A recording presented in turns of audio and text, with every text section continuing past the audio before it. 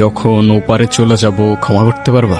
আমি হইলে পারতাম না। শালা এমন একটা জায়গায় আটকাই গেছি না, নিঃশ্বাস নিতে পারি না, বাঁচতে ইচ্ছা করে না, আর ভেতর থেকে খালি খালি লাগে, কিচ্ছুই করতে পারি না। তোমার জন্য আমার মায়া হইতেছে, কিন্তু আমি তো মায়া করতেই জানি না। আমি তোমার জন্য কিচ্ছু করতে পারবো না, আমারে মাফ করো না কখনো। এইটা একটু আমার বাপজানের কাছে পৌঁছাই দিতে পারবেন? দয়া করে না করেন না, আমারে একটা জিনিস আইনা দিতে পারবেন? আমি আপনার পা ধরে কইতেছি, বলো। আপনি আমারে একটু বিষয় না দিতে পারবেন? আমি এমনি বাঁচতে পারতাছি না, আমার সহ্য হইতেছে না। কিরে, কি হয়েছে?